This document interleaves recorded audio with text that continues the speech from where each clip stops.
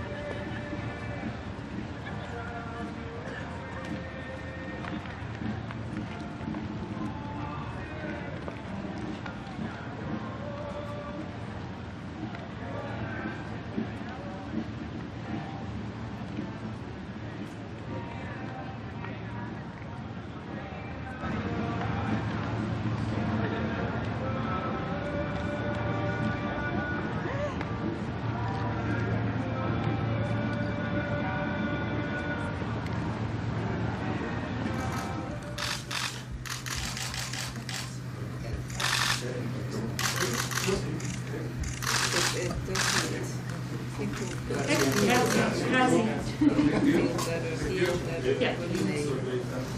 there is communication, you'll get that chance.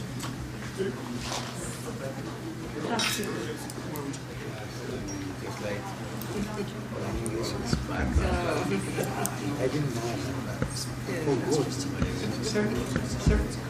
Well, you speak more than one language? German, German? Spanish, Italian, French, English, French. I'm learning French. Yeah, right now I'm learning French.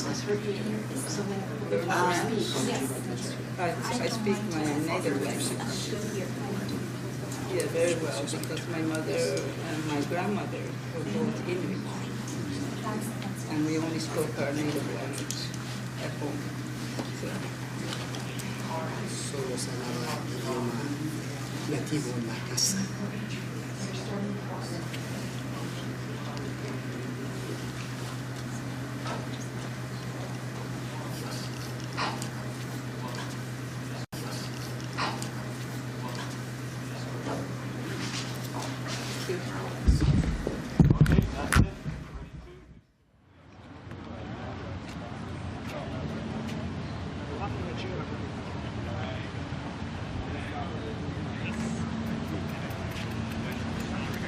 ¿Y el Papa Francisco?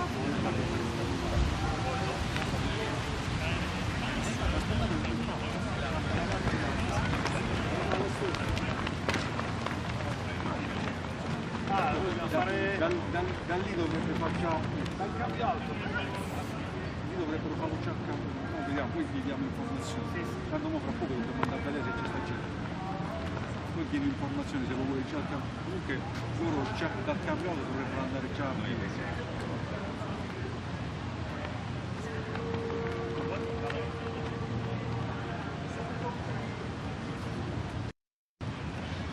El Papa Francisco llegó hoy a Quebec después de su etapa a Edmonton y aquí comenzó sus actos más protocolarios. Llegó a la Citadelle de Québec, sede de la gobernación.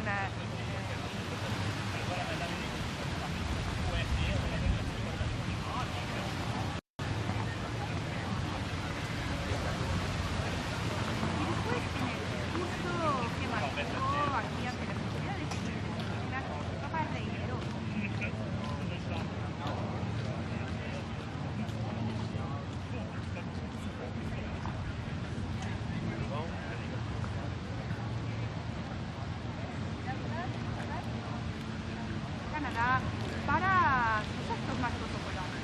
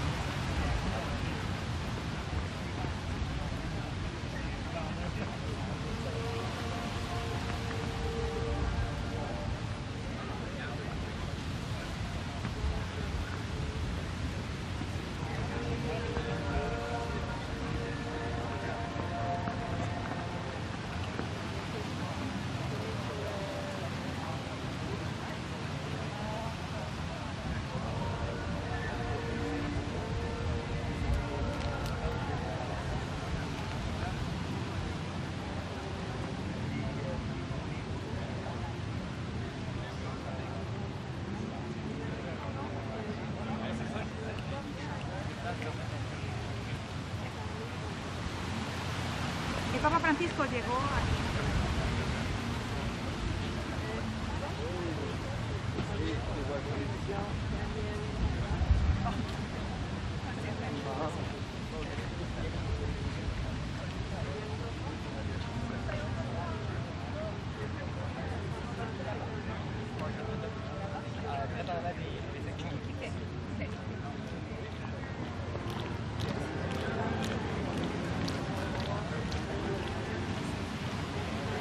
El Papa Francisco llegó a Quebec.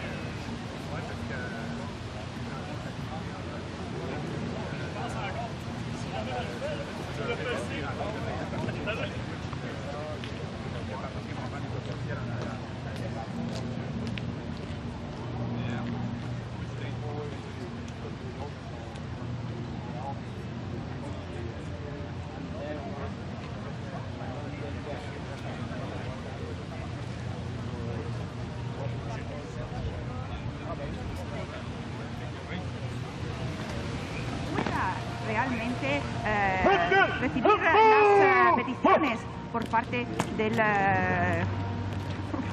Tengo una fortuna alucinante, guarda.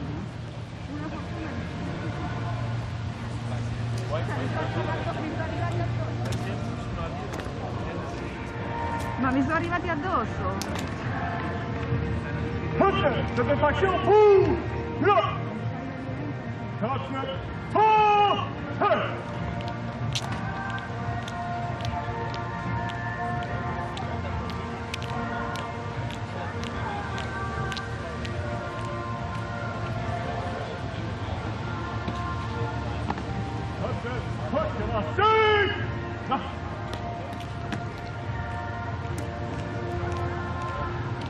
Il Papa Francisco llegó.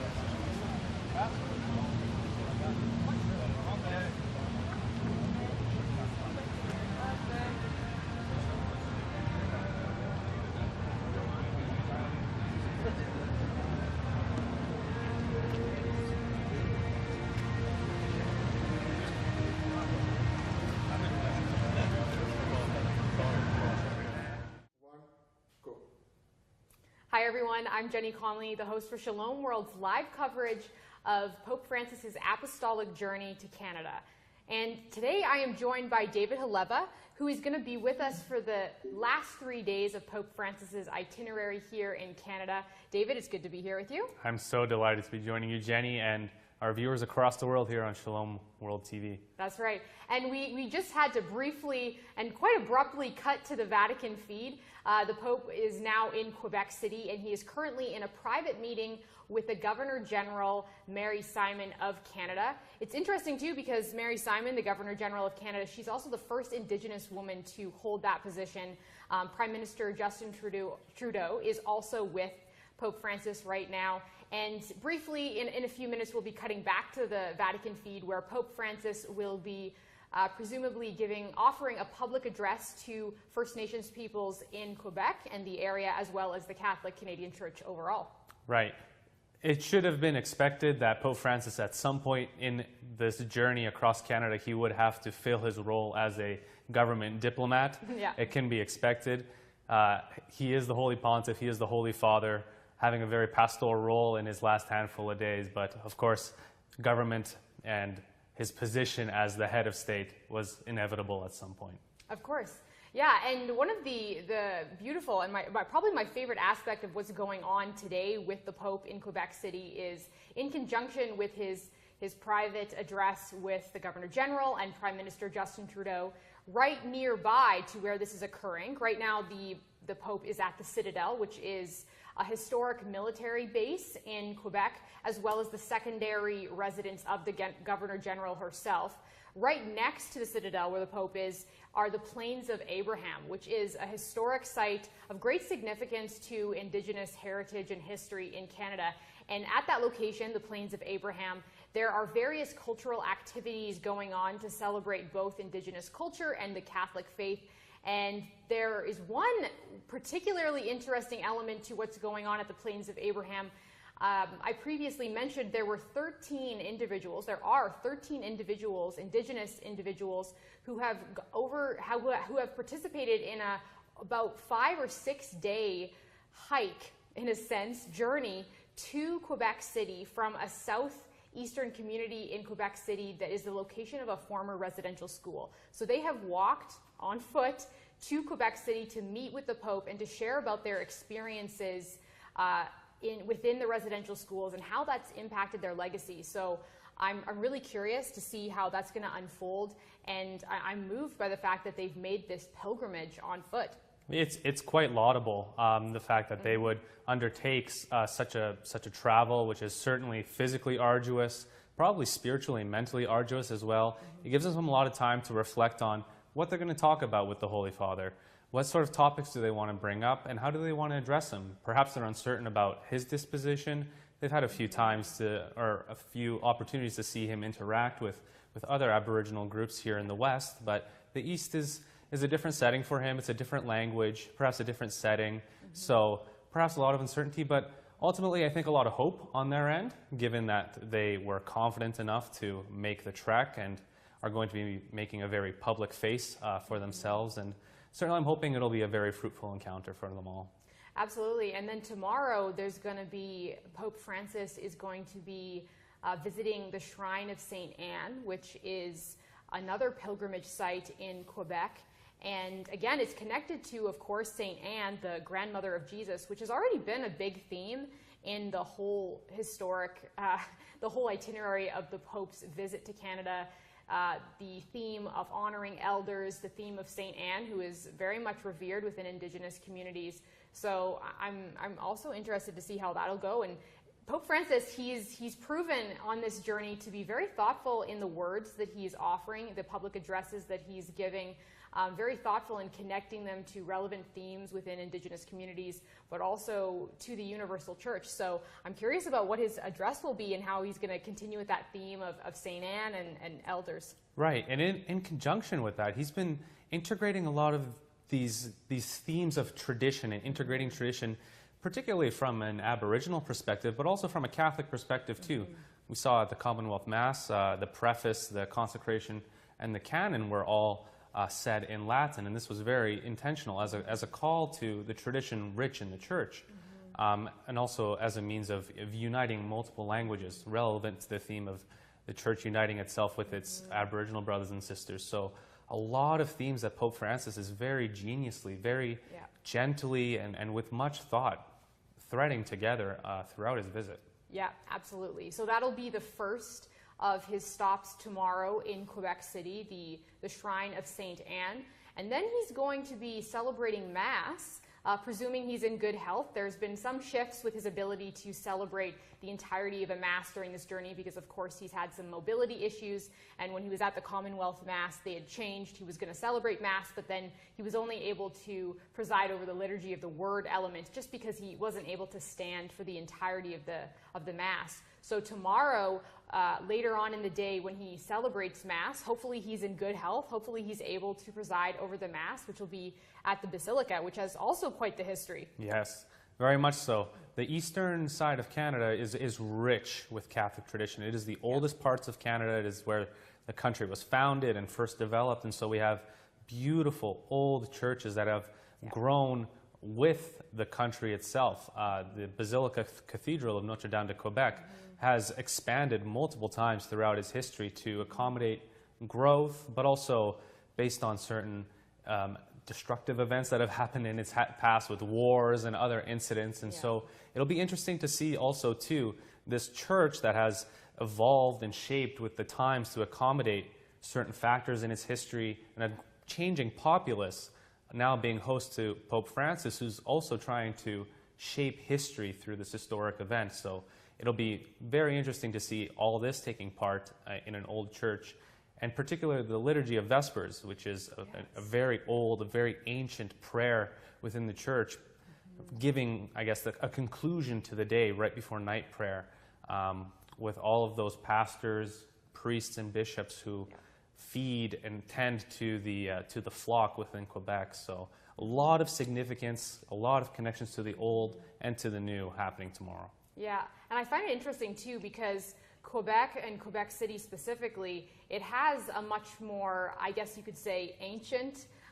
history than some of the western elements of Canada. So Pope Francis was just, of course, in the west, in the Edmonton area, and now he's moving into the eastern and northern regions of Canada. And I think that it's interesting how Quebec's connection with a much older history than some younger parts of Canada connects with how we're being called by the Holy Father and by our Indigenous brothers and sisters to a space of being reminded of what has come before us and how important our history is. Even the messiness of it, I mean, clearly this visit has been a balance between joy and sorrow, and the sorrow being the fact that there are many pieces of history that are very heavy, to say the least, and it can be hard to look back, and actually really hard, I'd say. I mean, we all personally have experienced this. It can be hard to stay connected to our roots when there's pain and discomfort in the past, when there's tragedy in the past.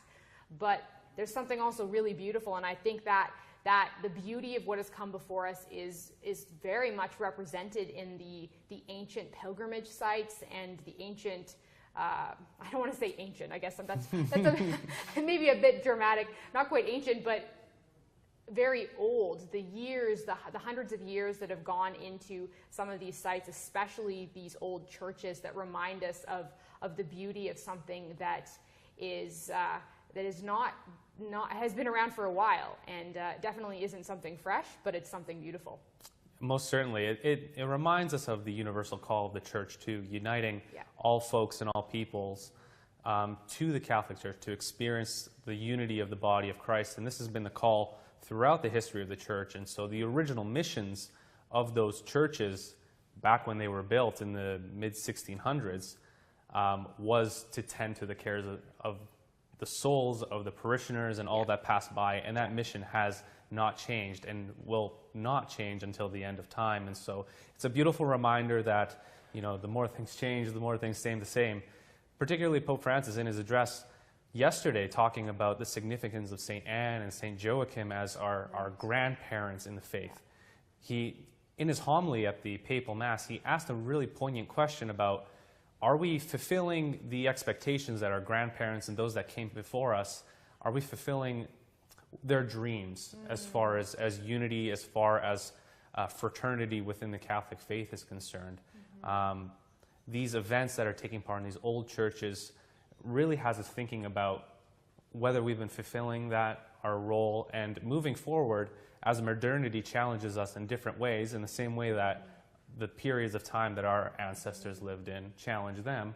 Are we stepping up to the call and addressing that in the most Catholic way that we can? Yeah. Oh, that's so beautifully said. I was thinking back to the second day that Pope Francis was here in Canada. He came to Edmonton, and then the first visit he made in Edmonton was at Sacred Heart Church of the First Peoples, a First Nations church in Edmonton, and he was presented with smudging materials, which are it's an ancient ritual, truly from Indigenous culture, where ritual medicines are burned, and the smoke is a sense of purifying and renewal. And I'm thinking about how there's this sense of going back to a tradition that can renew and purify the present, which is again a big connection to going to these old churches, which can give us a new purity moving forward. Right. So, well, we're going to be cutting back to the Vatican live stream. Again, Pope Francis is in Quebec City right now, and he was just meeting with Mary Simon, the Governor General of Canada, and Prime Minister Justin Trudeau in a private meeting, and he is now going to be publicly addressing the Quebec community as well as the Catholic Canadian Church at large. So we're going to be cutting back to the live stream of the Vatican, and we'll see you afterwards for some more commentary with myself and David. Thanks so much. 2400 Vénézuéliens, mais 15 000 Afghans et 32 000 Ukrainiens.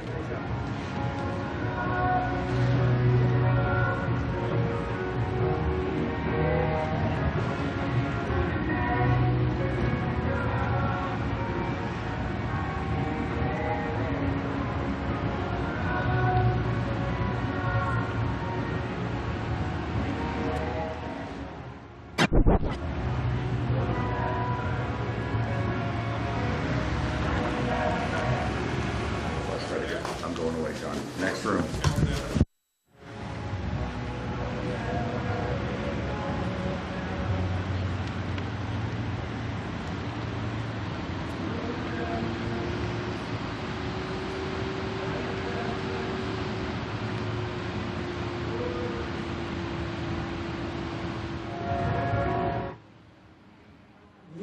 Afghans et 32 000 Ukrainiens.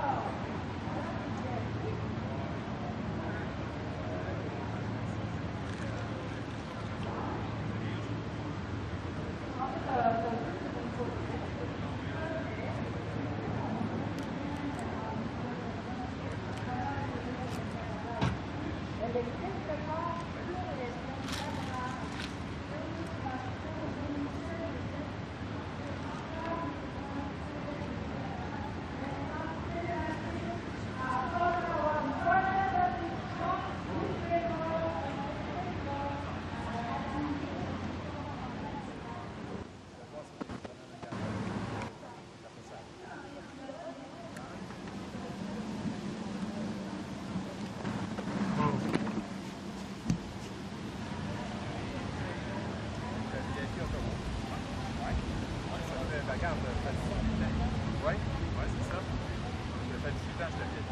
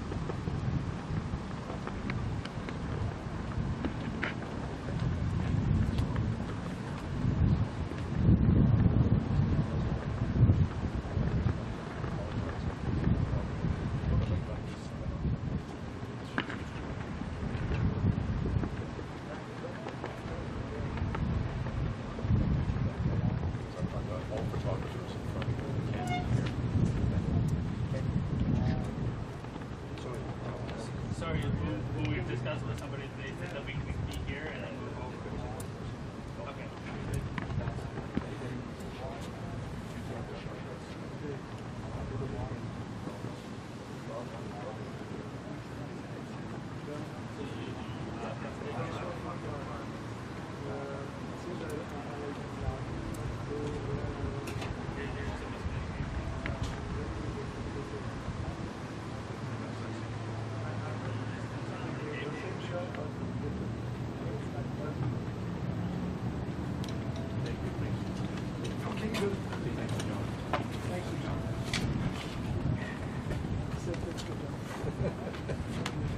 So that's good. Yep, perfect. And then, because we got to keep this open, because that's where they're going to come in. Once they're in, I'm going to have people here as well. And then we're going to so that there's...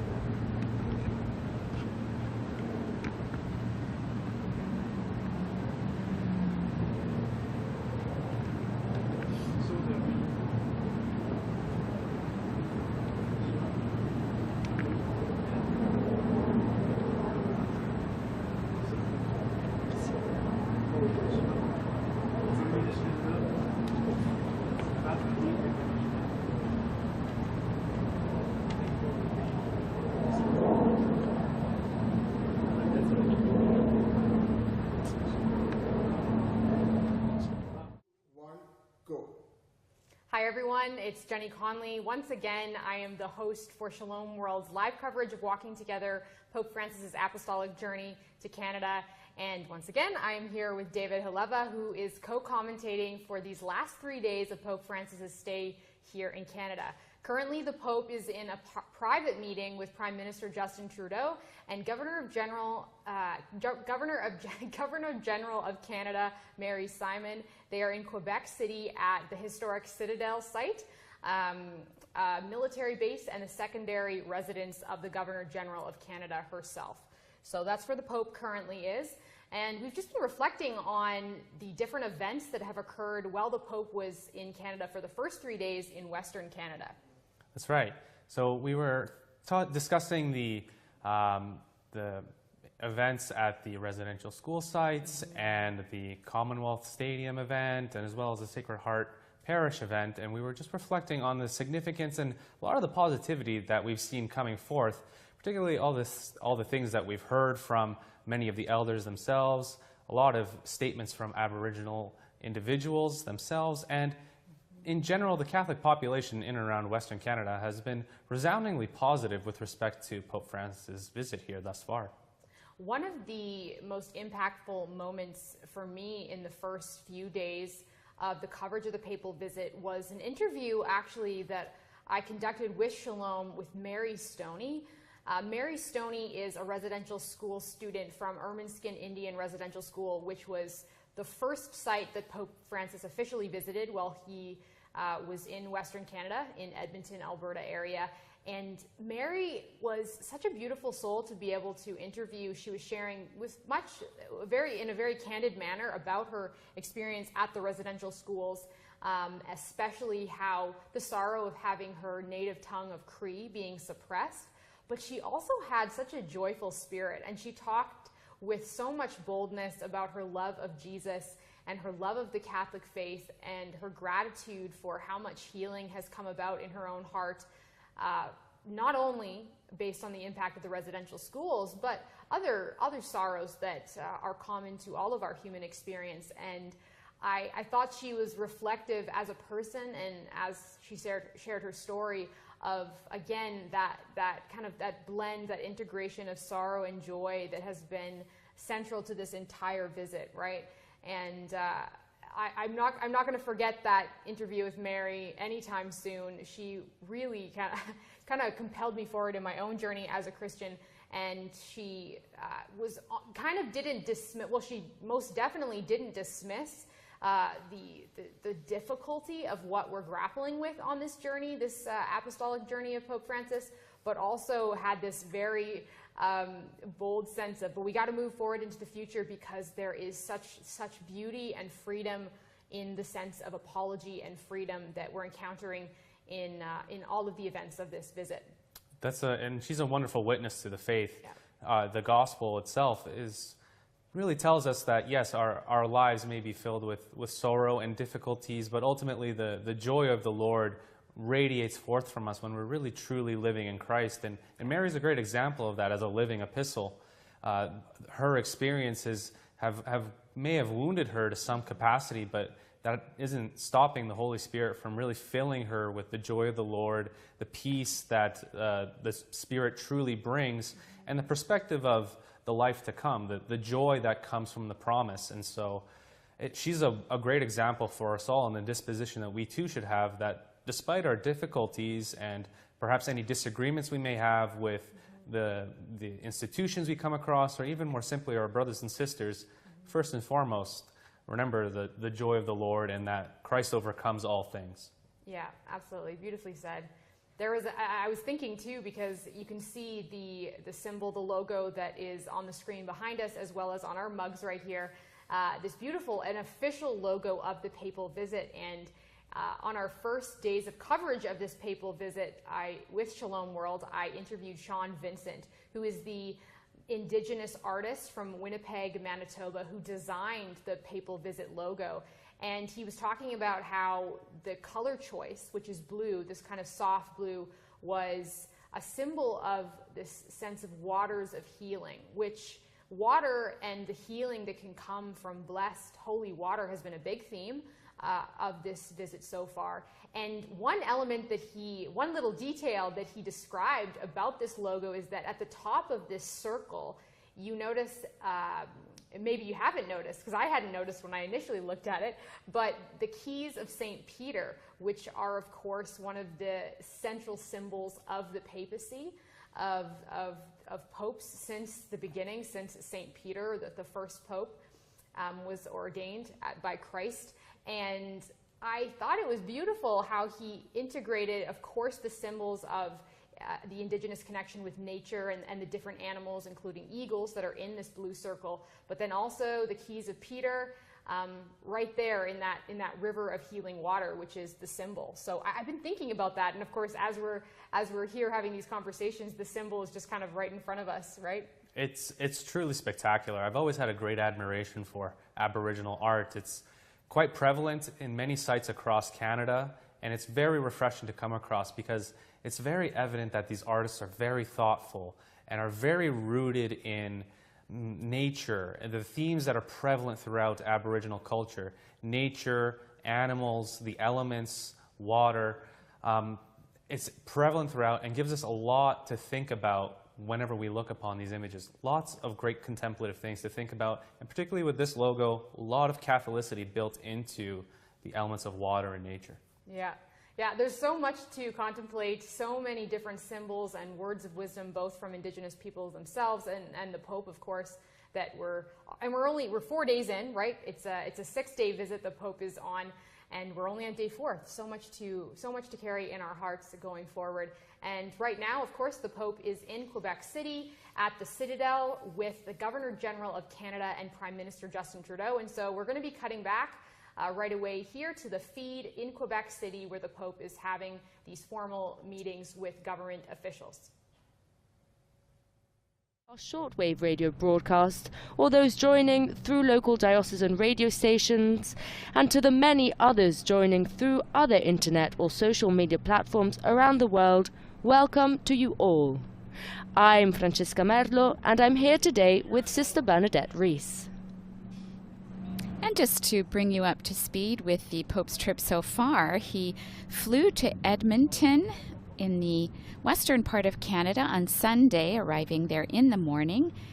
And his first event took place on Monday, meeting with the Indigenous peoples, the First Nations, Métis, and Inuit at Masquatchis. And then later that day in the afternoon, meeting with Indigenous peoples and parishioners of Sacred Heart Church First Peoples Church in Edmonton.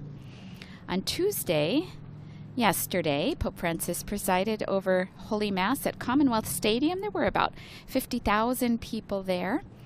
And he presided over that Mass in honor of Saints Joachim and Anne. And then later in the afternoon, he participated in a centuries-old traditional pilgrimage to Lac Sainte Anne and participated in the Liturgy of the Word.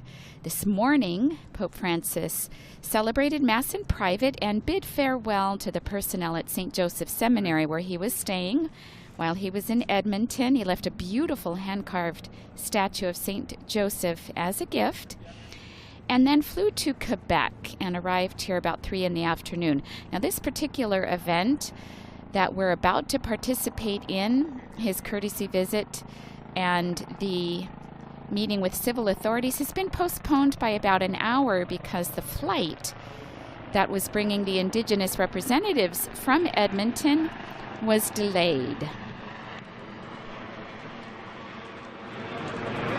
Now, as I mentioned just before, the Holy Father has just met with the Governor General, Mary Simon. There was a private meeting between the two and a presentation of the family.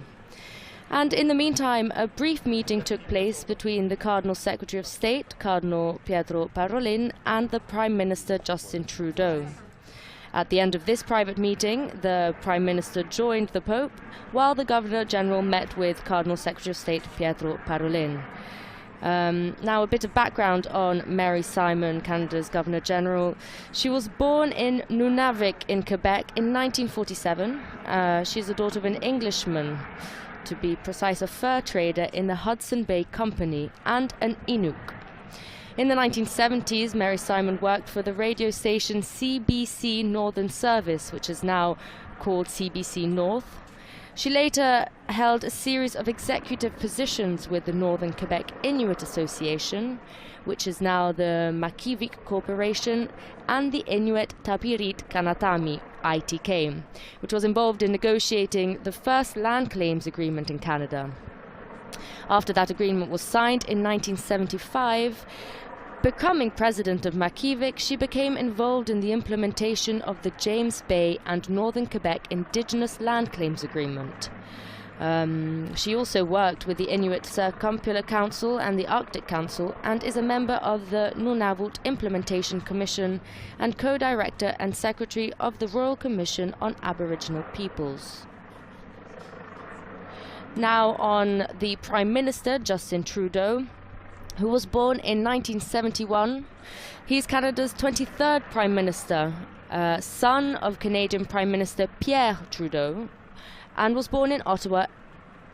He studied literature at McGill University in the capital and graduated in 1994. Before entering politics, he worked as a teacher for several years.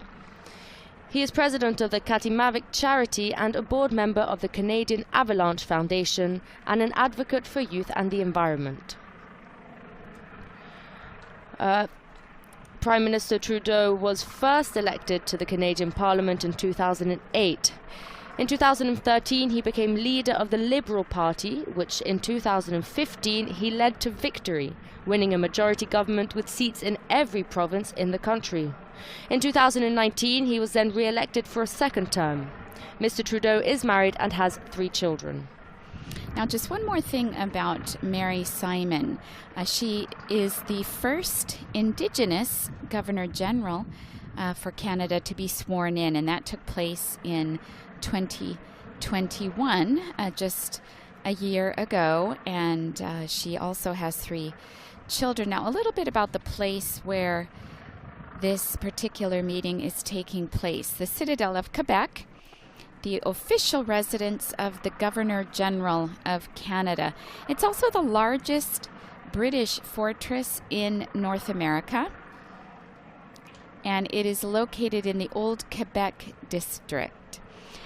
Of historical note, is in 1943 and 1944, the Quebec conferences took place here, at which Winston Churchill, Franklin D. Roosevelt, and William Lyon Mackenzie King discussed the strategy that they would adopt in World War II.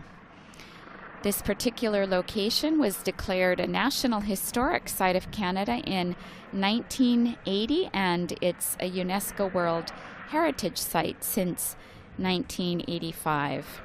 Now, it's characteristic for the Holy Father to meet with the heads of state and authorities and civil authorities, generally the first day of his visit. However, the fact that our Holy Father first went to Edmonton shows us the purpose for why he is here. The Holy Father is here in Canada primarily to meet with the Indigenous peoples. He has called this apostolic journey a penitential pilgrimage, specifically regarding the involvement of Catholic institutions in the residential schools, and we recall his words from a few weeks ago. Just prior to leaving during his Angelus on the 17th of July, Pope Francis said, next Sunday, God willing, I will leave for Canada. Therefore, I would like now to address all the inhabitants of that country. Dear brothers and sisters of Canada, as you know, I will come among you, above all, in the name of Jesus, to meet and embrace the Indigenous peoples. And now we see here the Cardinal Secretary of State, Paraline.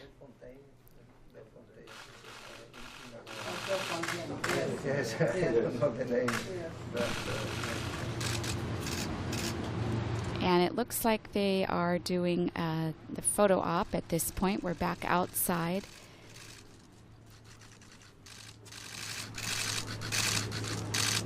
Yes, and here the Holy Father is on the terrace of the Citadel along with Mary Simon, the Governor General, and Prime Minister Justin Trudeau.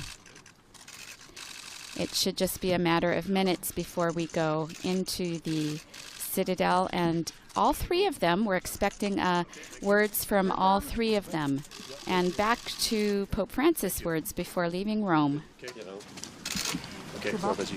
Pope Francis' Angelus continued, in which he addressed the faithful in St. Peter's Square and the people of Canada, and he said, unfortunately, in Canada, many Christians, including some members of religious institutes, have contributed to the policies of cultural assimilation that in the past have severely harmed Native communities in various ways. For this reason, I recently received some groups in the Vatican, representatives of Indigenous peoples, to whom I expressed my sorrow and solidarity for the harm they have suffered. And now I am about to embark on a penitential pilgrimage, which I hope, with God's grace, will contribute to the journey of healing and reconciliation already undertaken. I thank you in advance for all the work of preparation and for the welcome you will give me. Thank you all, and I ask you to please accompany me with your prayer. Now, those meetings that we heard in these words from Pope Francis took place at the very end of March, and April 1st, a delegation of Indigenous elders, knowledge keepers, and survivors met with the Pope and shared their stories over 3 days, and then had a very moving audience with the Pope in which he expressed his apology. There was also a delegation led by Chief Phil Fontaine, who went to the Vatican and was met with Pope Benedict in a private audience in 2009, and it's said that also Pope Benedict expressed his anguish over what he heard about these schools. This is the fourth papal visit to Canada. The first three were made by St. John Paul II in 1984, in 1987, and in 2002. The last papal visit actually took place exactly 20 years ago, when St. John Paul II travelled to Canada to participate in World Youth Day, which was held from July 23rd to July 28th, 2002. Now, while this is the first visit to Canada as Pope, several years prior to his election as Pope Francis, as the successor of Peter, Cardinal Jorge Bergoglio visited Canada and precisely Quebec City to speak at the International Eucharistic Congress in June 2008. Now, recognizing his advanced age, he is now 85 years old, and his physical limitations, as I'm sure we can see, Pope Francis is expected to use a wheelchair throughout his visit to Canada, and he is expected to limit public appearances to no more than 60 to 90 minutes. Now, unfortunately, an apostolic journey to Congo and South Sudan, which was scheduled for earlier this month, was cancelled just a few weeks prior to his trip for these reasons. His last journey abroad was to Malta, which was held between April 2nd and April 3rd of this year, 2022. Pope Francis, on his papal flight to Canada on the 24th, remembered and praised grandparents as the Church observed on Sunday the Second World Day for Grandparents and the Elderly. And now we move into the hall, and we could see here the cardinals. The one who just stood up is Cardinal Thomas Collins from the Archdiocese of Toronto. Here we see him, probably very well known to some of these people here.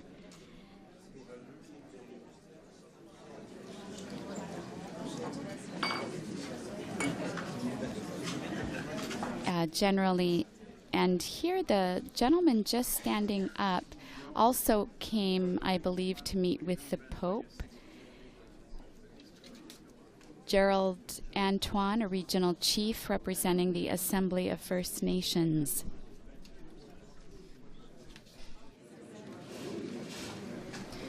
The hall that we are in the Citadel de Québec, holds about 100 people at the moment, between members of the civil society and representatives of the indigenous populations and the diplomatic corps.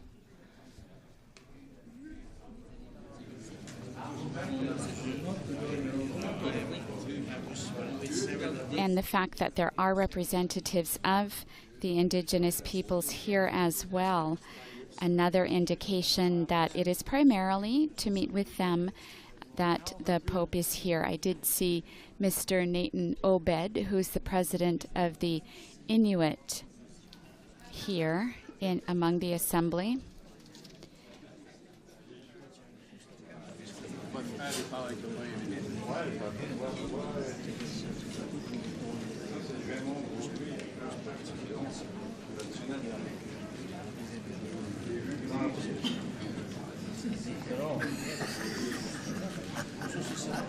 everyone here waiting, just as we are, for the entrance of the Holy Father, which should be pretty quickly following here, since we did see the photo op, which usually indicates that the Pope is about to arrive.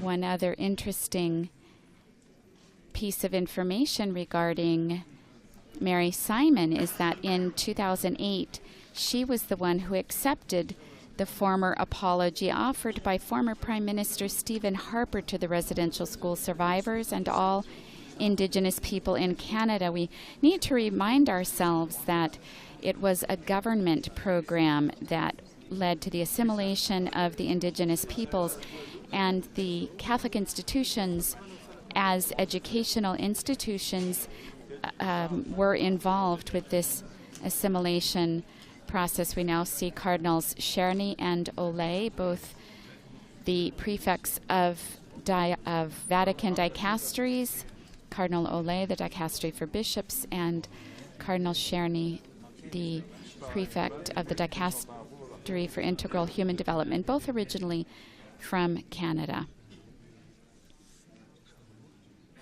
And they traveled here as part of the papal entourage.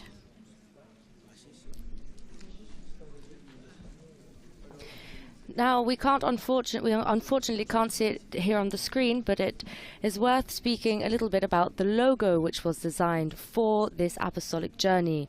Walking together is the motto of the journey, and the logo holds that message very clearly.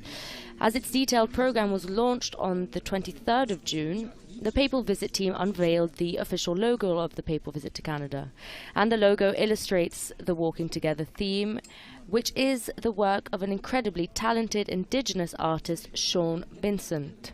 Now, he said himself, "My creative process is inspired by nature, particularly in my family's land in St. Laurent, Manitoba, a Métis community where I ground myself and am reminded where and who I come from, often with a dose of humility and always with good humor." Sean Vincent, the owner of the Winnipeg-based Vincent design firm, was contacted by the Papal Visit team in early 2022. After some lengthy discernment, talking with elders and family members, he made the decision to participate in creating the visuals for the historic visit of Pope Francis to Canada. Now, he explained that for this logo, community was at the heart of what I wanted to portray, with the caribou and bison herds, the fish and the eagles, with the dove of peace and the keys of St. Peter, representing the Holy Spirit and the Pope, set among the animals and elements of earth, sky and water. Wherever we go on this journey of healing and reconciliation, we go together, explained Sean Vincent. And throughout this journey, we've seen how the Indigenous culture and their spirituality have been brought to the fore in the liturgy, especially at Lac Sainte Anne. Yesterday, we've been hearing the drums singing, the fiddlers from the Métis tradition. And all of this has helped us come to understand their own tradition. Our Holy Father even making reference to some of these traditions in his discourses so far. We've also heard a very clear apology from Pope Francis. The two words he often uses when speaking about the participation of Catholics in the residential school systems is shame and deep sorrow, indignation.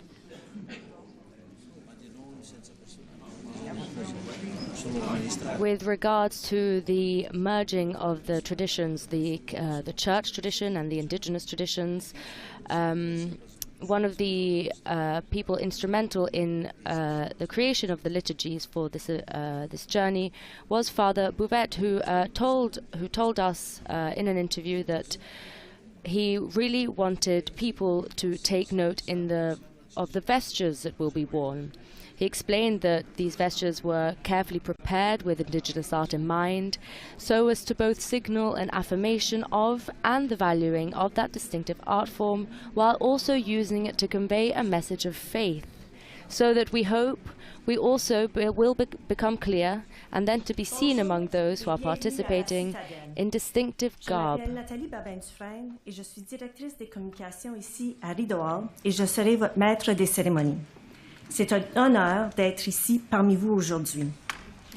Notre photographe officiel prendra des photos qui seront partagées avec vous dans les jours à venir.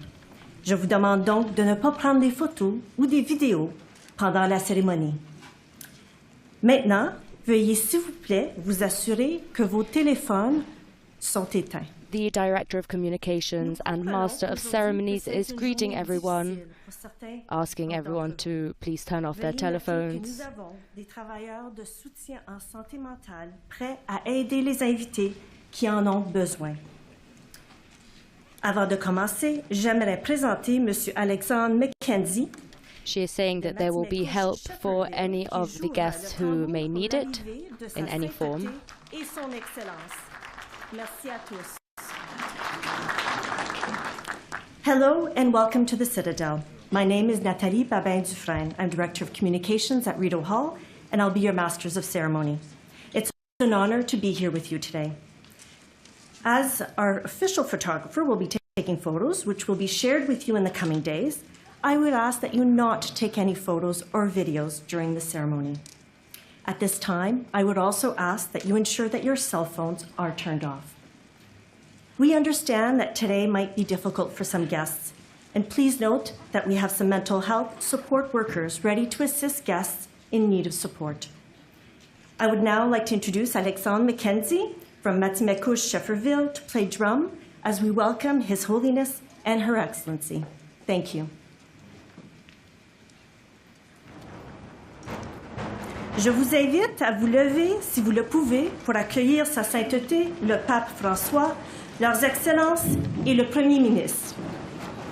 I invite you to please rise, if you are able, and welcome His Holiness, Pope Francis, Their Excellencies, and the Prime Minister.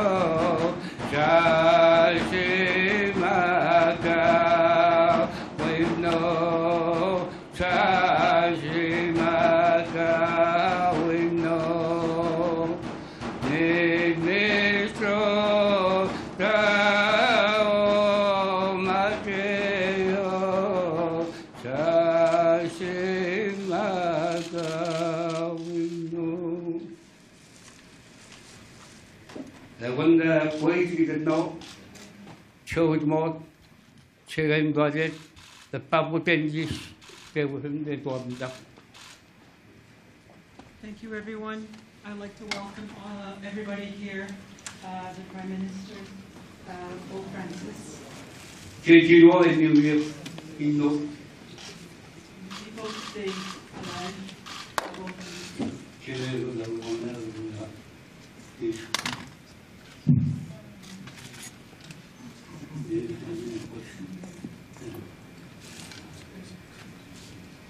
And I'd like to welcome Mary Simone.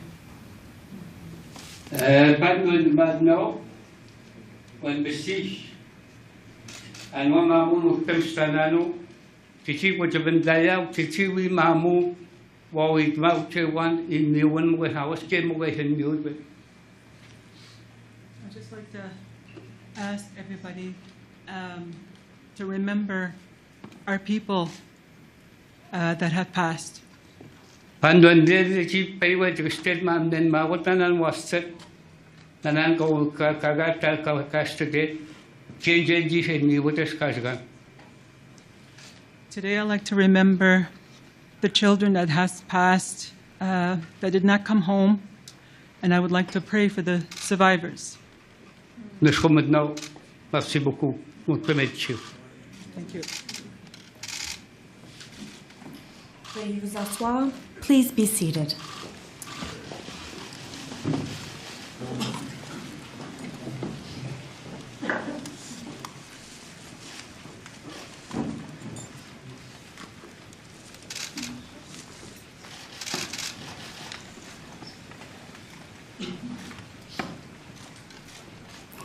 Au nom de leurs excellences, la très honorable Mary Simon et M. Whit Fraser, je vous souhaite la bienvenue à cette cérémonie. On behalf of Their Excellencies, the Right Honorable Mary Simon and Mr. Whit Fraser, I welcome you to this ceremony. Just prior to the beginning of the ceremony, a traditional Inuit lamp known as the kulik was lit to mark this important day. Traditionally, the kulik was lit by Inuit women to bring warmth and light to their home. Today, we are grateful for Olipika Rebecca Vivi from Nunavut, who will tend the kulik throughout the ceremony. Nous allumons le kulik, la lampe traditionnelle inuite, lors d'événements importants comme la cérémonie d'aujourd'hui. Cette lampe est utilisée dans le Nord pour apporter lumière et chaleur à la demeure. Nakurmik. Pour commencer, j'aimerais inviter l'aîné Raymond Gros-Louis de la Première Nation Huron-Wendat à prononcer des mots de bienvenue. I would like to invite Elder Raymond Gros-Louis of the Huron-Wendat First Nations to offer words of welcome. On va rester assis. Par contre, je vais vous demander quelque chose de spécial. Vous savez, avec la pandémie qui s'est passée, il y a beaucoup de choses qui ont changé dans nos cérémonies. Et on n'a pas eu le choix de s'adapter. Et j'aimerais ça que quand je vais commencer à allumer la sauge et faire mon lien avec les 4 directions. Et avant, je vais aller porter au pape François un foin d'odeur et une plume de dinde sauvage qui est un animal de survie pour les Wendat sur le territoire. Donc, je vais remettre cette plume et ce foin d'odeur. Le foin d'odeur, c'est... il va servir le pape pour il va purifier par l'odorat. Donc, je sais que le pape François a un peu de misère avec la fumée, donc on a beaucoup de façons de faire une cérémonie et de s'adapter. Et je pense que c'est important que le pape François reçoive ce foin d'odeur-là et cette plume-là pour participer en même temps au smudge aux 4 directions. Avant, je vais me présenter en Wendat et Kwe aweti nowencio, onyontero, chiati andisha wenandui, chiati le mongolui, chiati anahalisqua, Wendat endi wanda ke indale. Ça fait pas longtemps que j'ai réappris ma langue. Je ne le sais pas au complet, mais le vlog de me présenter, pour moi, c'est beaucoup. Parce que quand que je me présente en ma langue, je parle pas juste à mon nom, mais au nom de tout. In case there is no translation later, this indigenous leader is offering feathers to the Holy Father, which represent the 4 dimensions, north, east, south, and west. And he also spoke about how he has only recently relearned his native language. And this is a very important feather, he says, for our nation.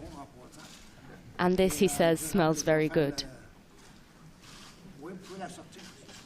en même temps que la purification. Et And he asks that they be brought out together at the same time.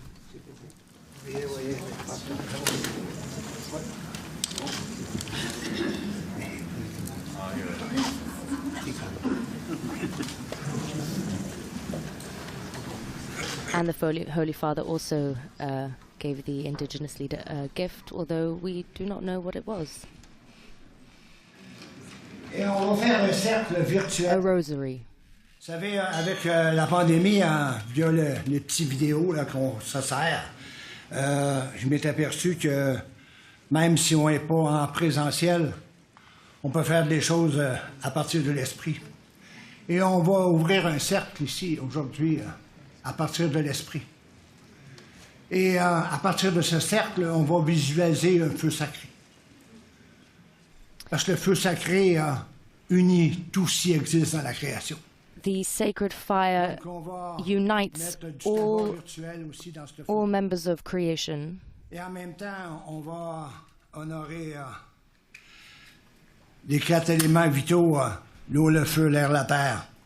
And we are now honoring water, fire, earth, minéral, végétal and wind, et humain. and every state, human, vegetable. Je vais demander à la direction de l'Est d'ouvrir sa porte pour qu'on puisse avoir accès à cette direction. Je vais demander à la direction du Sud d'ouvrir cette porte. He is asking that each direction, north, open its doors so that we may have access to it. South may open its doors so we have access to it. West is being honored as the direction for grandmothers, and north as the direction of grandfathers, and a special door for the Inuits, who are a minority within a minority. Donc, c'est un honneur d'avoir les Inuits et d'avoir cette culture-là aussi en même temps. It is also an honor to have the Inuits and their culture among us. Les 4 directions, je vais prendre mon sifflet 4 fois. C'est un os de dinde sauvage que j'ai eu. And he is going to blow into his whistle, which is made out of a bone, 4 times to represent these 4 directions. He asks that we each place our hands on our hearts. Ça peut servir de bâton de parole en même temps. Mais c'est là que le Créateur a mis la sagesse aux humains. The heart is what gives wisdom to humankind. Ce geste important du cœur, de justement aller se connecter à cette sagesse-là. And it is important that we connect with the wisdom that it gives us.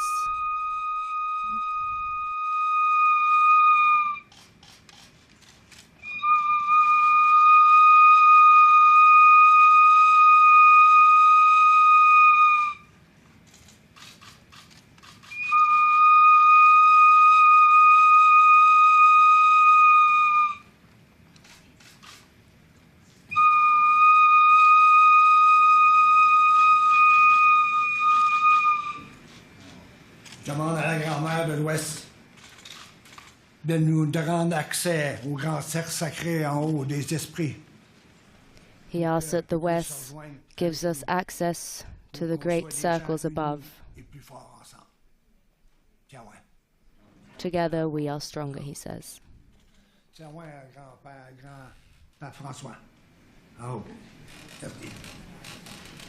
And directs the salutation to the Holy Father. Thank you. Merci.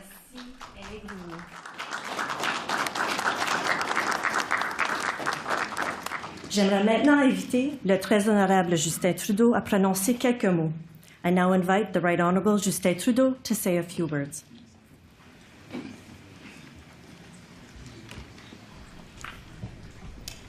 Chers aînés, Raymond, Vivi, dirigeants autochtones, le très Saint-Père, Indigenous leaders, Most Holy Father, Excellencies, I am very pleased to be with you today and to be able to say a few words of introduction. I would like to begin by thanking the First Nations who have occupied this territory for millennia for their welcome to the traditional and treaty territory. As we welcome His Holiness this week, it's important to reflect on the significance of this moment for survivors, for Indigenous peoples, and indeed for all Canadians. Hier, le 26 juillet, yesterday, the 26th of July, was the Feast of Saint Anne. Saint Anne is an important figure for Catholics. She represents maternal love.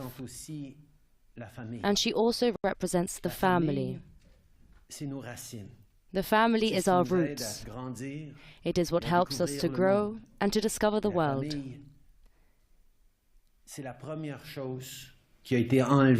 And family is the first thing that was taken away from the children who were sent to residential schools. When I visited Kamloops, Cowessess, and Williams Lake, when I talk with the survivors and with their families, I think of the children, and I think of the parents too. I can't imagine my kids being taken away. When my kids are crying, I can console them. When they're happy, I can share that feeling of joy with them, of accomplishment. But in residential schools, these children were alone and isolated in their pain and sorrow, far from their families and communities, and even worse, stripped of their language, their culture, their identity.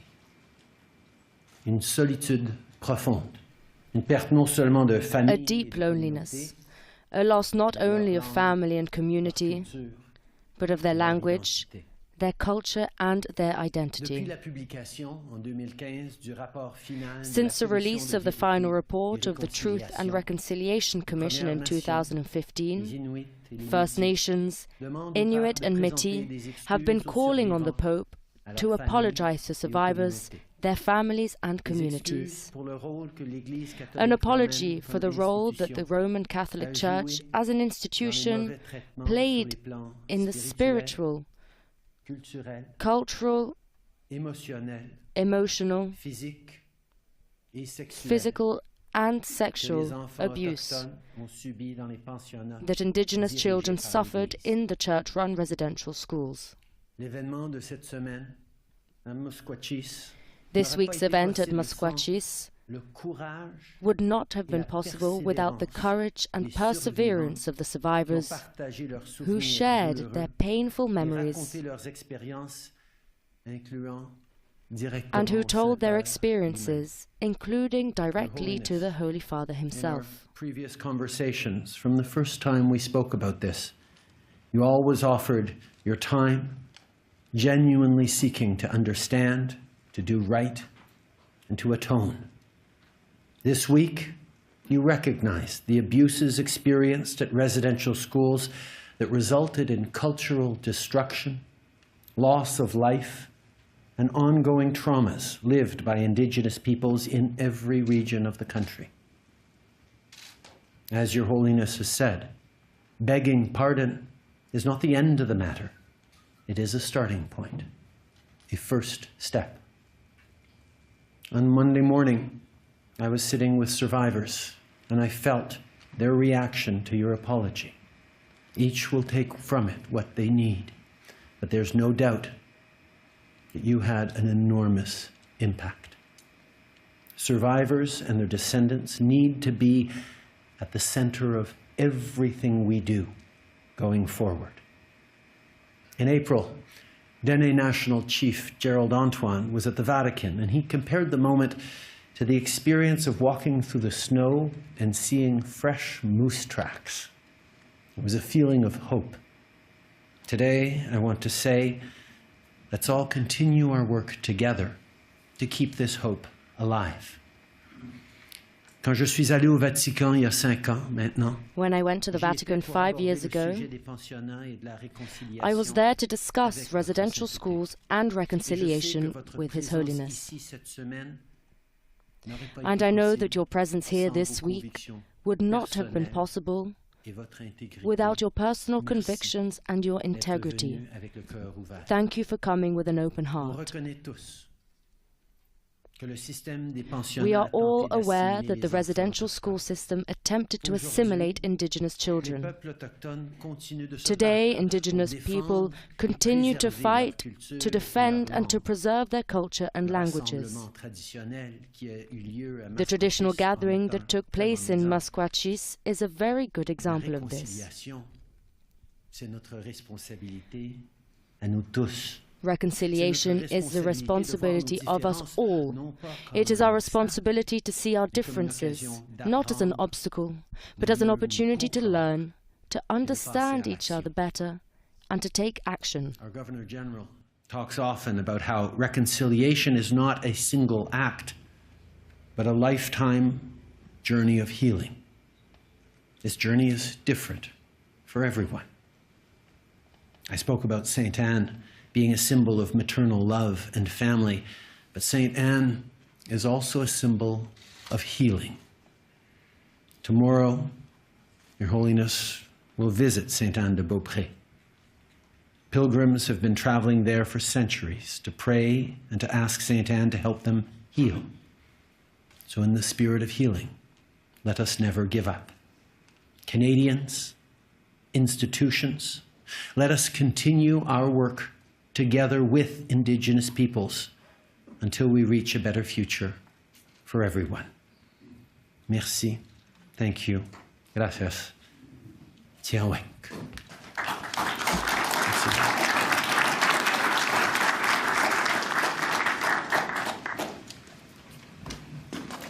Merci, Monsieur le Premier ministre. Thank you, Prime Minister. J'invite Son Excellence, la très honorable Mary Simon, gouverneure générale du Canada, à prendre la parole. I would now ask the Governor General, Her Excellency, the Right Honourable Mary Simon, to offer her address.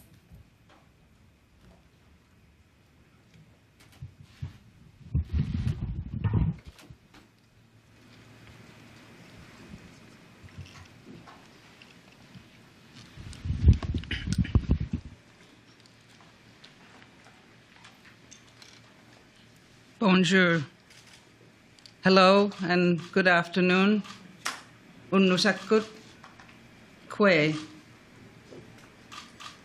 Votre Sainteté, je vous souhaite la bienvenue à la Citadelle. Welcome, Your Holiness, to the Citadel of Quebec.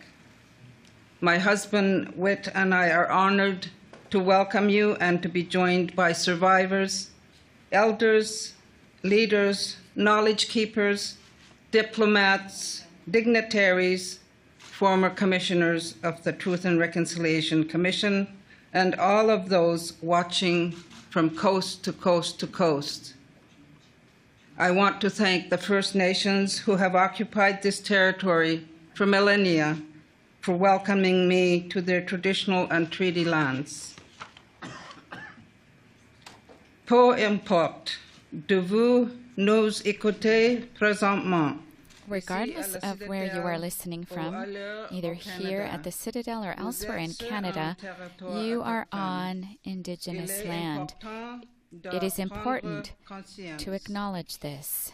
Your Holiness, thank you for making this visit to Canada on what you have called your pilgrimage of penance.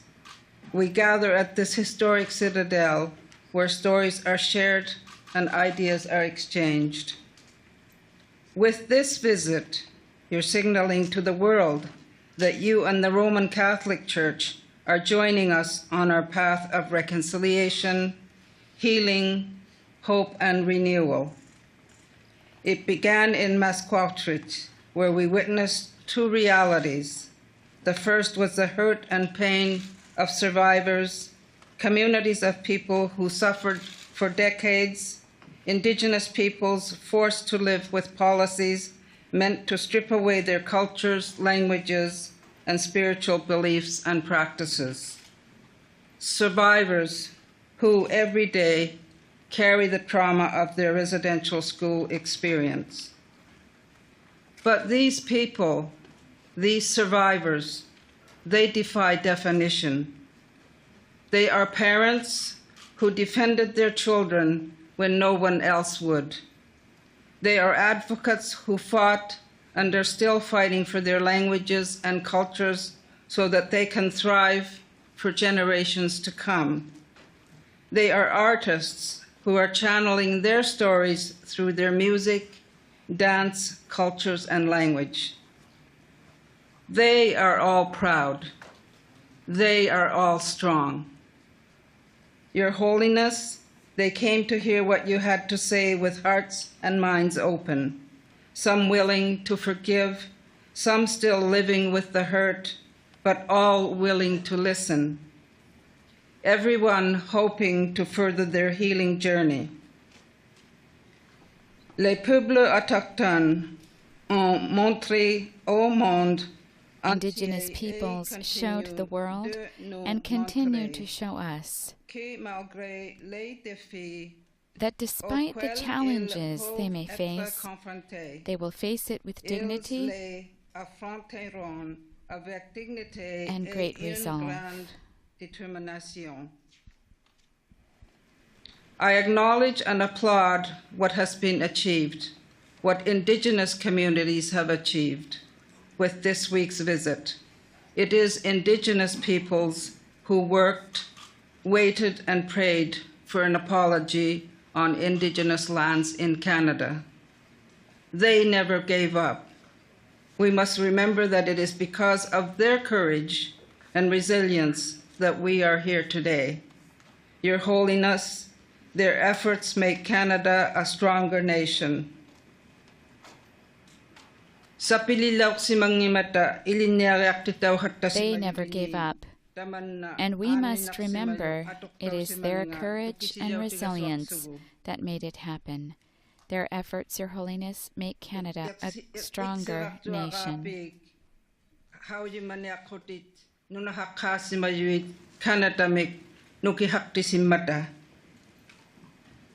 It is our collective duty to remember what happened at residential schools, to tell the stories of survivors and of those who never made it home, and to support and care for those who did. Support in terms of mental health resources, helping families discover the true fate of those who never made it home, and care for Indigenous peoples who need the time and space to process what this visit means to them and what the next step should be. As you indicated, Your Holiness, this is an important step towards further dialogue and actions that will lead to real reconciliation. Indeed, we look forward to hearing more of the Church's future actions to continue this essential work.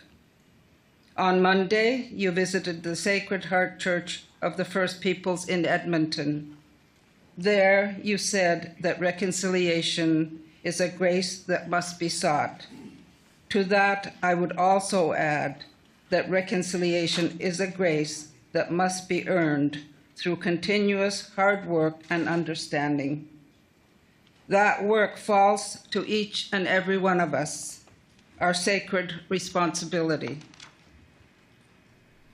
Il y a un temps pour toutes choses. There is a time for everything. We are ready. There has been a monumental shift in our thinking. Now is the time in our country's history and consciousness for reconciliation. As we address this issue and the future health and well-being of Indigenous communities, I put my faith in each of us to encourage healing. In Inuktitut, to heal, Mamisarnek.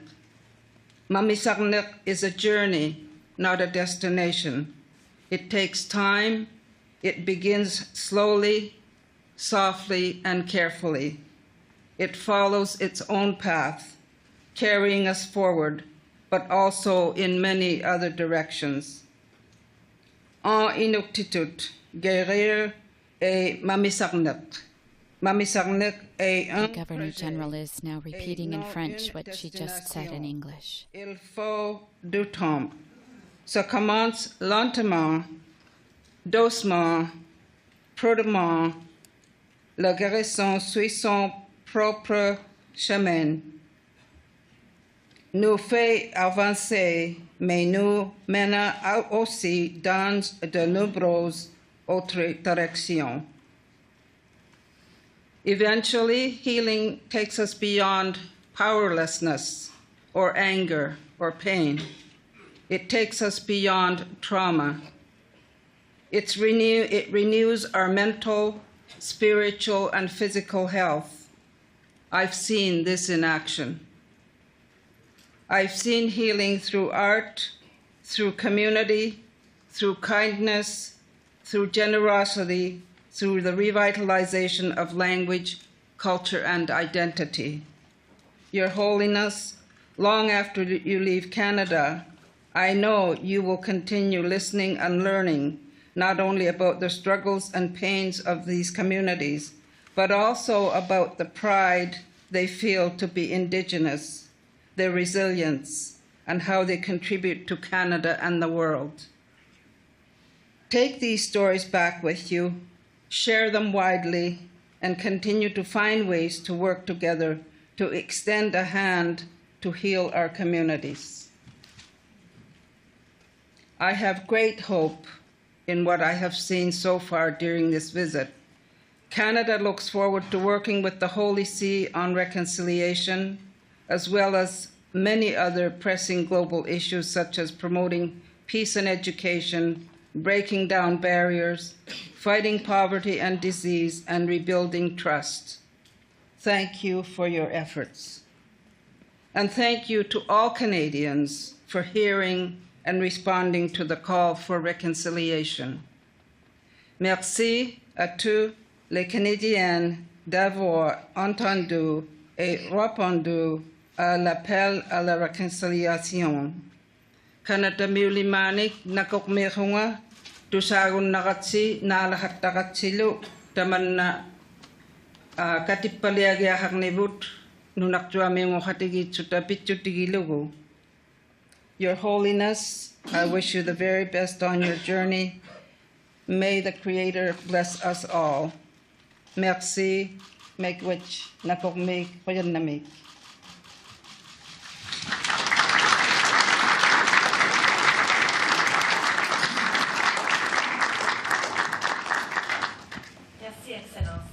Thank you, Excellency. I would now invite His Holiness Pope Francis to share his address. J'invite maintenant Sa Sainteté, le Pape François, à prendre la parole.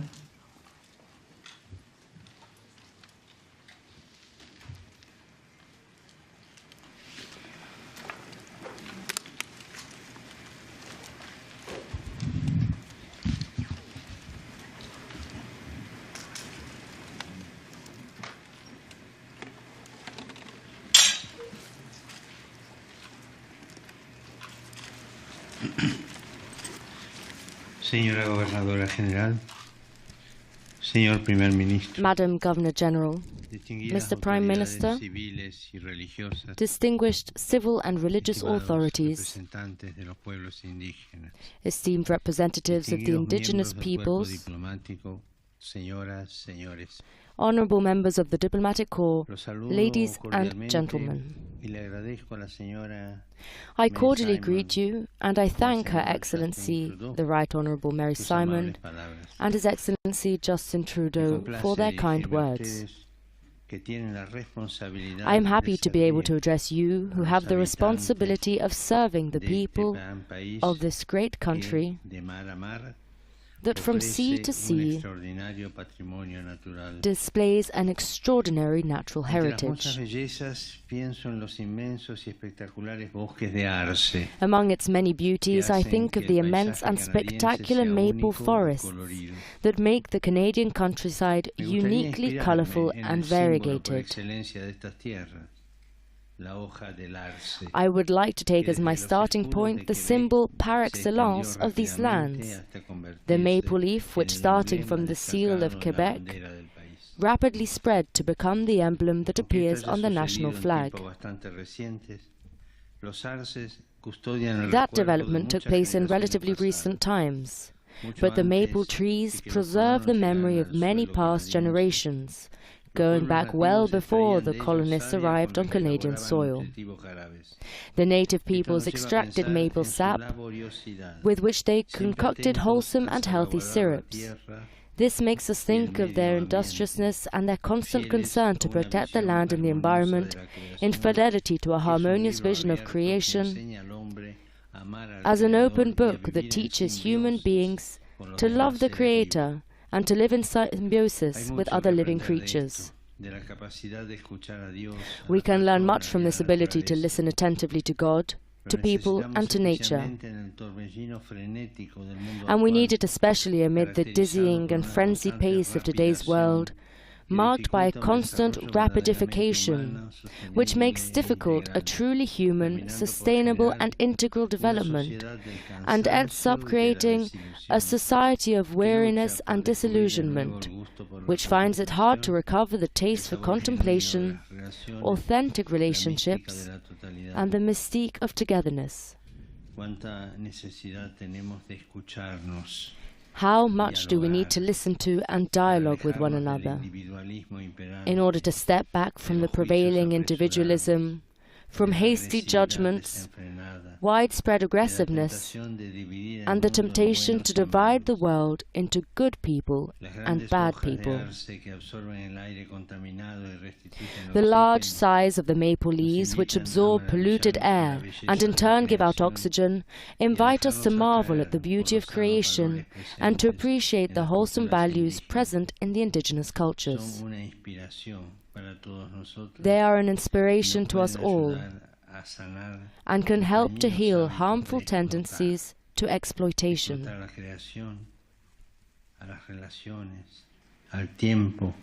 Exploiting relationships and basing human activity solely on what proves useful and profitable. These vital teachings, however, were violently opposed in the past. I think above all of the policies of assimilation and enfranchisement, also involving the residential school systems, which harmed many indigenous families by undermining their language, culture, and their view of the world. In that deplorable system promoted by the governmental authorities of the time, which separated so many children from their families, different local Catholic institutions had a part in. For this reason I express my deep shame and sorrow, and together with the bishops of this country, I renew my request for forgiveness for the wrong done by so many Christians to the indigenous peoples. For all of this, I ask for forgiveness. It is tragic when some believers, as happened in that period of history, conform themselves to the conventions of the world rather than to the gospel. The Christian faith has played an essential role in shaping the highest ideals of Canada, characterized by the desire to build a better country for all its people.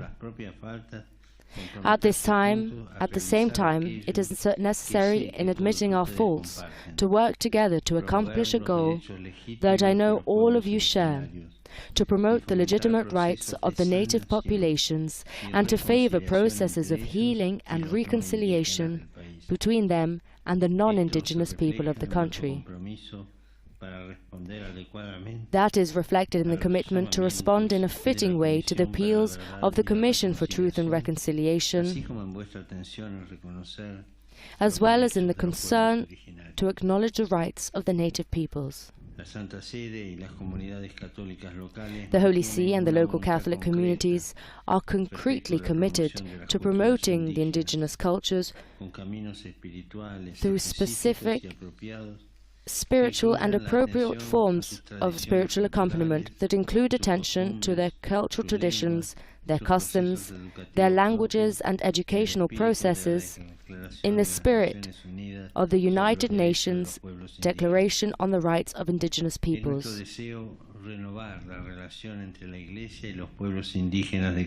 It is our desire to renew the relationship between the Church and the Indigenous peoples of Canada, a relationship marked both by a love that has borne outstanding fruit and tragically deep wounds that we are committed to understanding and healing.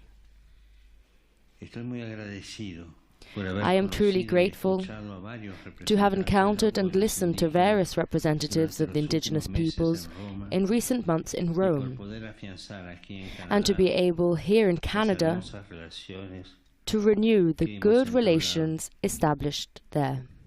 Los momentos que vivimos juntos han dejado en mí una huella. The time we spent together made an impression on me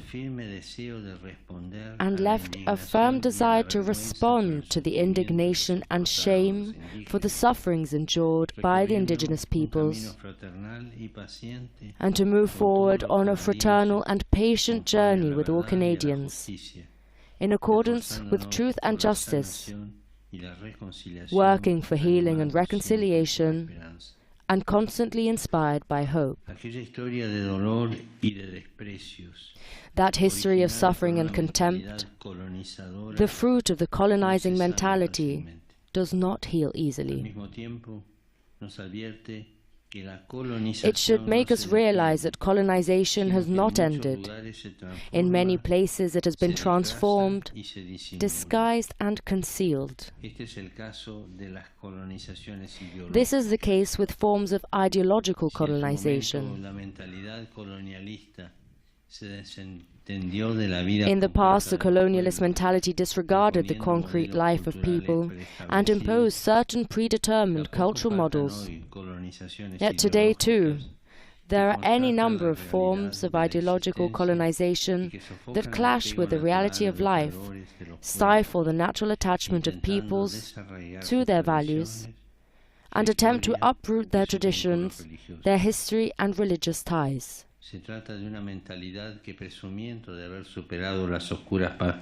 This mentality, presumptuously thinking that the dark pages of history have been left behind, becomes open to the cancel culture that would judge the past purely on the basis of certain contemporary categories. The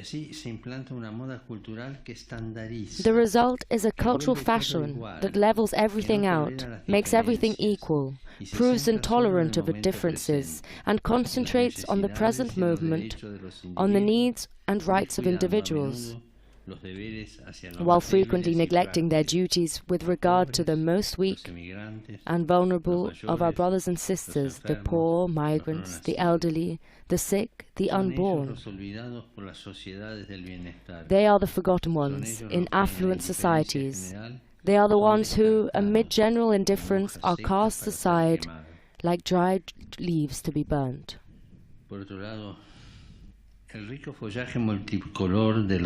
Instead, the rich, multicolored foliage of the maple tree reminds us of the importance of the whole, the importance of developing human communities that are not blandly uniform, but truly open and inclusive. And just as every leaf is fundamental for the luxuriant foliage of the branches, so each family, as the essential cell of society, is to be given its due, because the future of humanity passes through the family. The family is the first concrete social reality, yet it is threatened by many factors, like domestic violence, the frenetic pace of labor, an individualistic mindset, cutthroat careerism, unemployment, the loneliness and isolation of young people, the abandonment of the elderly and the ill. The indigenous peoples have much to teach us about care and protection for the family. Among them, from an early age, children learn to recognize right from wrong, to be truthful, to share, to correct mistakes, to begin anew, to comfort one another and to be reconciled. May the wrongs that were endured by the indigenous peoples serve us as a warning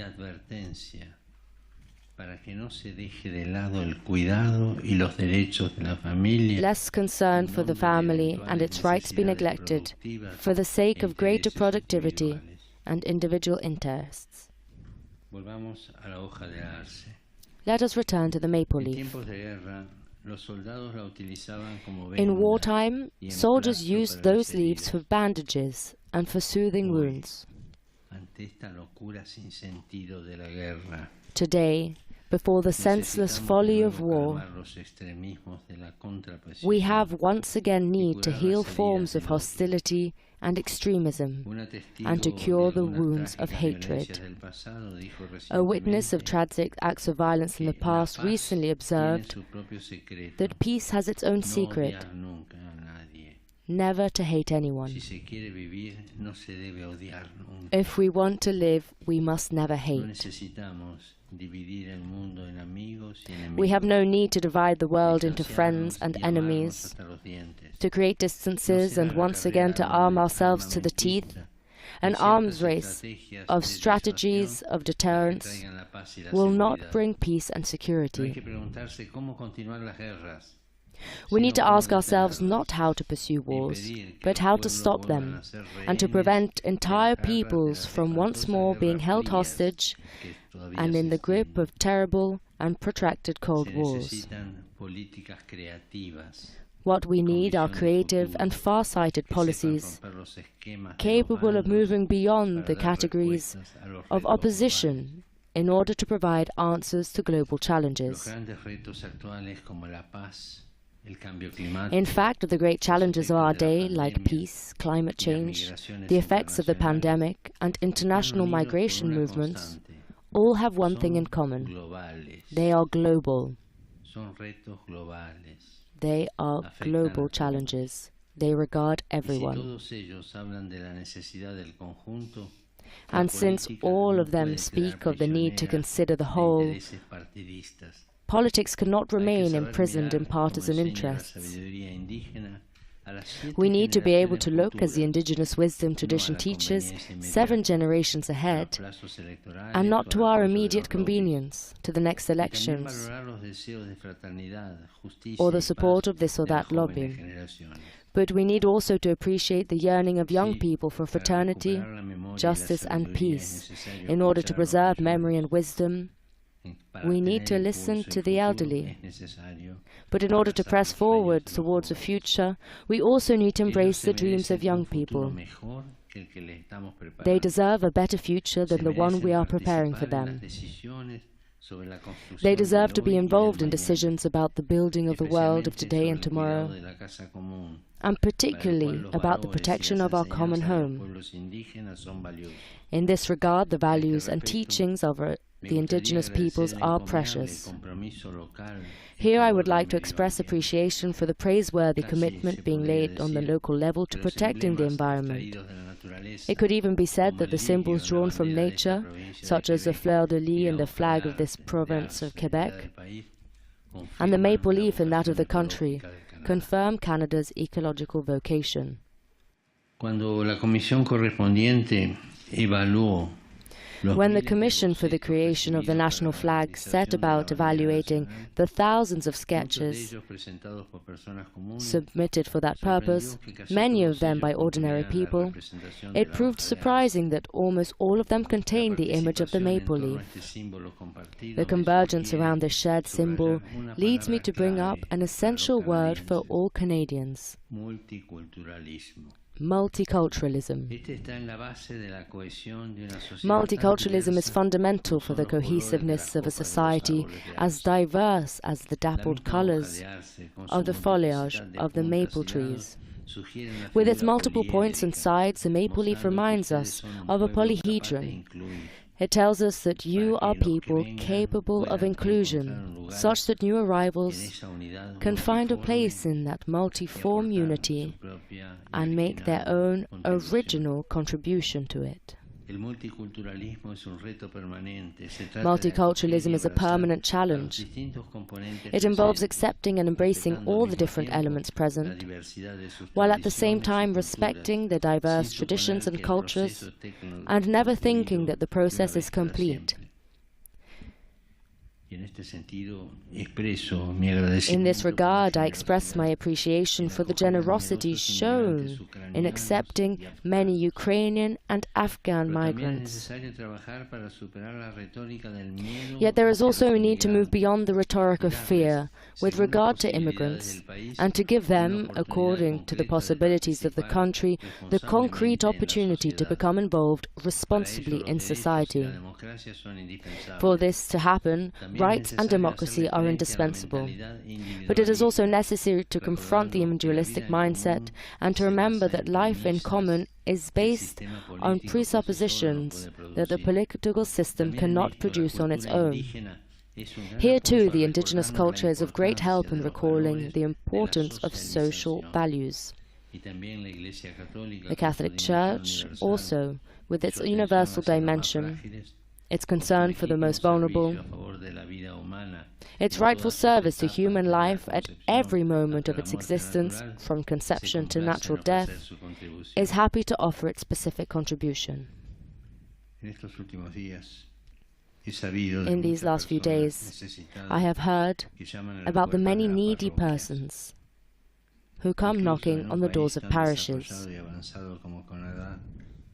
Even in a country as developed and prosperous as Canada, which pays great attention to social assistance, there are many homeless persons who turn to churches and food banks to receive essential help in meeting their needs, which, lest we forget, are not only material.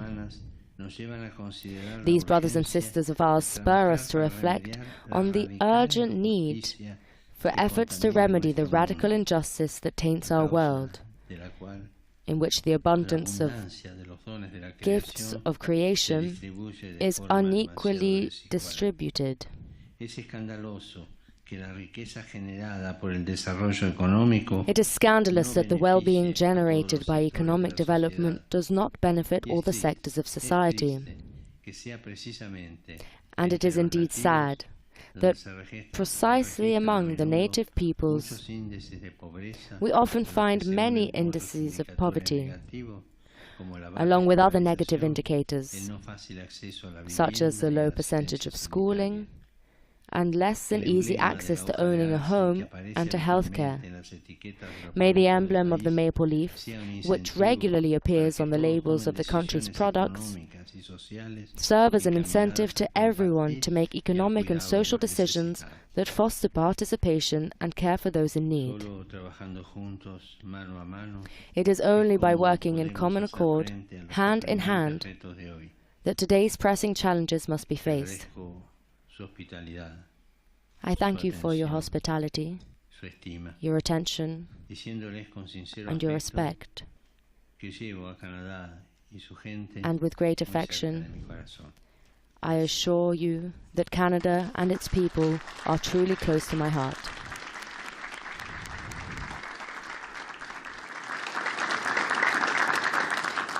Thank you, Your Holiness.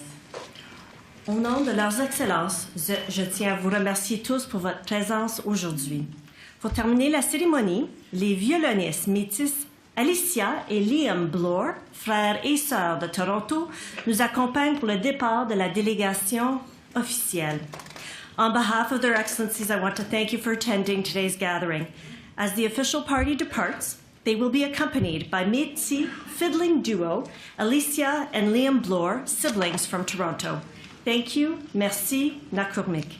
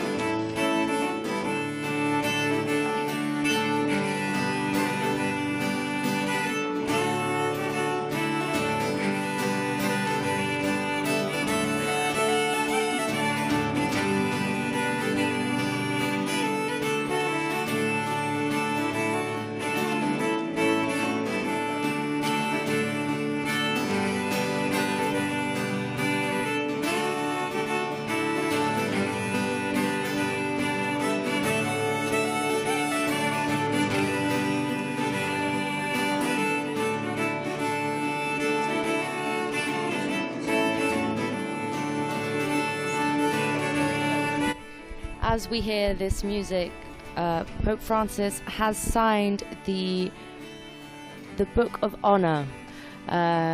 He signed in Spanish and wrote, "Pilgrim in Canada, land which extends from sea to sea.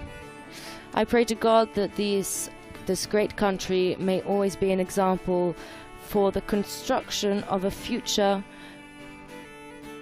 which looks after and values its roots, in particular for the Indigenous peoples, and may the country always be a home that welcomes everyone."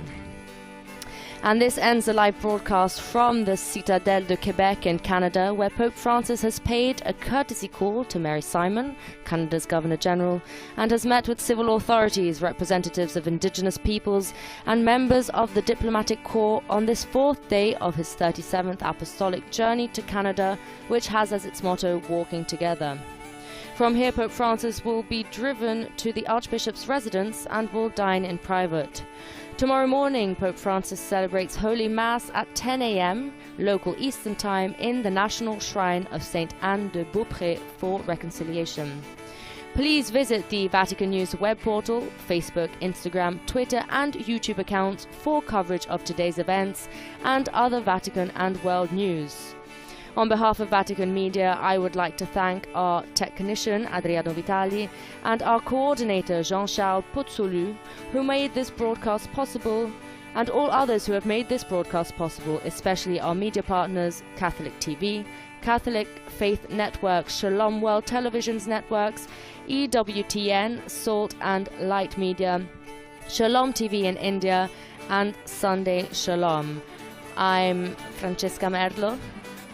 And I'm Sister Bernadette. Laudetur Jesus Christus.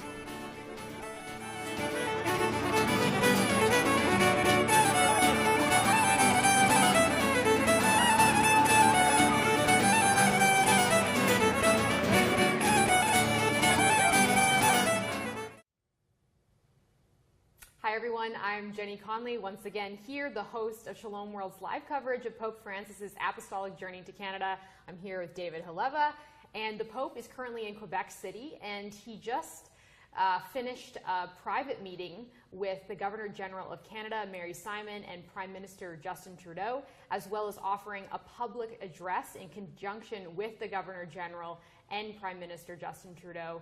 It was interesting to see how they both shared their thoughts on this visit and the continuing efforts of reconciliation here in Canada. I thought it was very reminiscent of the very first day that Pope Francis was in Canada. Had a lot of similar themes coming from both Prime Minister Justin Trudeau and Governor-General Mary Simon, talking about the need to seek reconciliation, discussing many talking points about the residential schools, and which is understandable. It was the first exposure of the Pope to Eastern Canada, and those themes would have been brought up. Pope Francis, looking to communicate with the common themes that are very reminiscent and very resonant within Aboriginal cultures, pertaining a lot of his message to that of nature, especially since the Aboriginal worldview is very much rooted in a natural perspective. And much of his address spoke to pathways forward, seeking reconciliation in that respect, and a real call to action. I thought it was a very eloquent and erudite address. Yeah, I would agree, absolutely. It also stood out to me during Prime Minister Justin Trudeau's address. He talked about Dene Chief, a national Dene Chief at the delegation in Rome of March of this year. So there was a delegation of Indigenous individuals and church representatives that made their way to the Vatican in March of this year, and it was basically a prelude to this papal visit. And during that delegation, the Pope personally met with many different Métis and Indigenous individuals, and at one point, this Dene Chief, the national Dene Chief, he shared about how that delegation and the Pope's apology was, quote, like you've been hunting for a long time, you're looking for tracks, you've been hunting, you're not seeing anything, and then in the fresh snow you see these tracks, and it gives you a sense of hope because there's something new, and you can follow those tracks into a new future and something that's really good on the horizon. And yeah, it also continues that theme of nature and a gratitude for the creation that our Lord has given us, and the beauty of how Indigenous culture honors the natural world and uses so many natural means, including there was different references to smudging, a traditional ritual within Indigenous culture that we saw today in the meeting, the public address here in Quebec City. There was references to that, and there was an elder that was leading the congregation that met today in Quebec City in different practices of historical Indigenous ritual. And again, that connects to that sense of nature, that grounding force, which of course is really important in the process of healing, is grounding ourselves. And it's exciting too, because once again, we had another beautiful address from the Pope, and it's not the last, because tomorrow the Pope has 2 more public events in Quebec. And yeah, the first one is at the shrine, the National Shrine of St. Anne. Yes, the Mass in the morning will be taking place at the National Shrine of St. Anne de Beaupré, which is expected to have many delegates of the church and also delegates of the Aboriginal communities present. And then subsequently, the second event. Yeah, he'll be in the evening tomorrow, he'll be at the Cathedral Basilica of Notre Dame, which is the oldest church in Canada. And he will be praying Vespers, which is a form of divine liturgy, or the prayers of the church. He'll be participating in that prayer service with many different church officials, as well as priests, seminarians, and different members of the religious community in Quebec City and from other regions in Quebec as well. So something to look forward to, those 2 events with Pope Francis. Be sure to join us for the live streams of those events tomorrow, as well as the next day, which will be actually the last day of Pope Francis's visit here in Canada. Once again, you can find our live streams of these events at shalomworld.org. You can go to Shalom World on Facebook, where there will always be the live streams, as well as Shalom World on YouTube.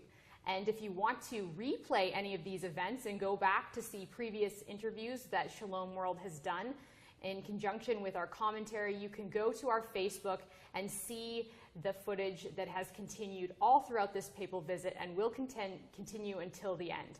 So once again, I'm Jenny Conley, the host for Shalom World's live coverage of Walking Together, Pope Francis's Apostolic Journey, and I'm here with David Haleva, and we'll be back with you tomorrow.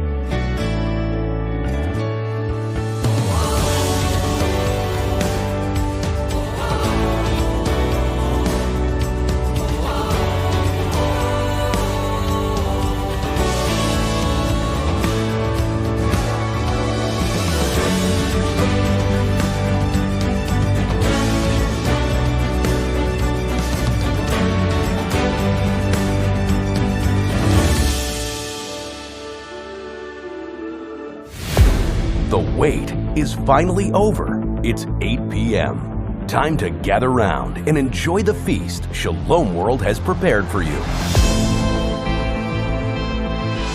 40 martyrs of England and Wales. Margaret was now risking not just her freedom, but her life. Rewind with James Kilbane.